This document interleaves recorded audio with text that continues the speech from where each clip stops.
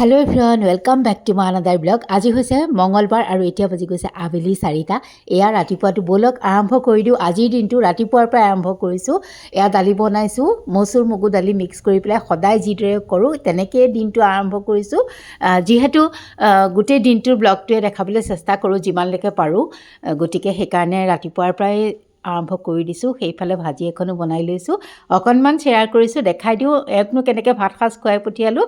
বলক অকণ দেখাই থাকোঁ। এয়া পিঁয়াজ ভাজিছোঁ, পাঁচফোৰণ ভাজিছোঁ আৰু দালিখন চম্ভাৰ মাৰি লৈছোঁ। একদম পটাপট ৰাতিপুৱাৰ সময়খিনি চাবলৈ মেলিবলৈ সময় নাই আৰু খালি বনায়েই যাওঁ। কেইটামান পকৰিও বনাইছোঁ আজি ভাতৰ লগত খাবলৈ, বেচন আৰু অকণমান চাউলৰ গুড়াৰে। চাউলৰ গুড়া অকণ বেচনৰ লগত দিলে বৰ বেছি খচখচীয়া আৰু ধুনীয়া হয়।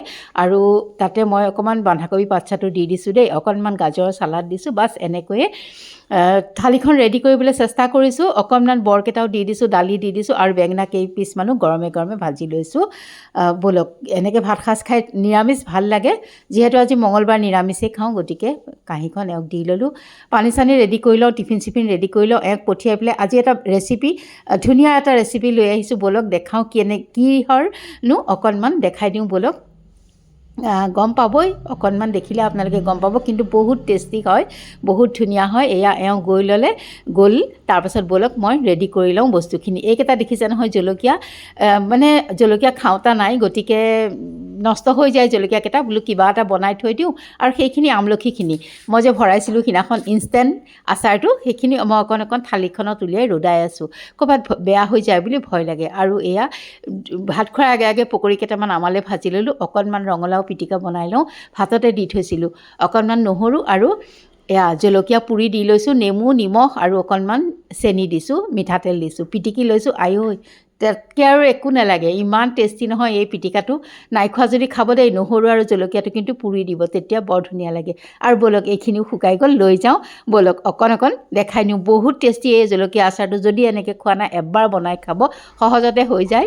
খালি জলকীয়াকেইটাত পানী থাকিব নালাগে। এয়া মই মছলাখিনি লৈ লৈছোঁ। আপোনালোকে গুড়া মছলাও ল'ব পাৰে, নহ'লে গোটা মছলা গুড়া কৰিও ল'ব পাৰে। মই জলকীয়া গুড়ি, পাঁচফোৰণ, হালধি, জিৰা, ধনিয়া, অকণ নিমখ, চেনি লৈছোঁ আৰু তেতেলী লৈছোঁ দেই। গম পাইছেই চাগে, কাঁহীখনত আছে, দেখাই থাকিম বাৰু। পাঁচফোৰণ দিছোঁ তেলতে, জলকীয়াখিনি দিছোঁ, অকণমান ফ্ৰাই কৰিছোঁ। অকণমান আদা নহৰু দিছোঁ, দিব বৰ ধুনীয়া লাগে গোন্ধটো। আৰু তাৰপাছতে অকণমান ভাজিছোঁ, ৰেড চিলি পাউডাৰ দিছোঁ, হালধি দিছোঁ, জিৰা দিছোঁ, ধনিয়া দিছোঁ আৰু অকণমান দি দিছোঁ নিমখ, সোৱাদ অনুসৰি দিব নিমখখিনি। আৰু তাৰপাছত অকণমান লৰাই দিছোঁ, তেতেলীখিনি দিছোঁ, সোৱাদ অনুসৰি দিব তেতেলী। মই দিছোঁ অলপ, অকণমান দিব লাগে আৰু। তাৰপাছত এবাটিতকৈ কম চেনি দিছোঁ। আৰু সেইখিনি দিয়াৰ পাছত মই গলিবৰ কাৰণে অলপ ভিনেগাৰ দিছোঁ দেই, পানী ব্যৱহাৰ কৰা নাই ইয়াত মই।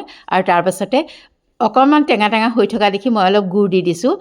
তাৰপাছতে আকৌ অকণ ভিনেগাৰ দিছোঁ, সেইটো দেখুওৱা নহ'লে, যাতে গুড়খিনিও গলি যায়। আৰু ইয়াত মই পানী ব্যৱহাৰ কৰা নাইকিয়া দেই, বিৰাট টেষ্টি হয়। অকণমান খাই চাব, বনাই চাব। একদম মিঠা টেঙা জ্বলা, এনেকুৱা এটা সোৱাদ নহয়, খাবলৈ বহুত ভাল লাগে। অকণমান আপোনালোকৰ লগত শ্বেয়াৰ কৰিলোঁ। মই ভাবোঁ আপোনালোকে নিশ্চয় ভাল পাব, আৰু বেছি বস্তুও নালাগে। এনেকৈ অকণমান বনাই খাই চাবচোন, বহুত টেষ্টি হয়। আৰু তেন্তে আজিলৈ আহোঁ।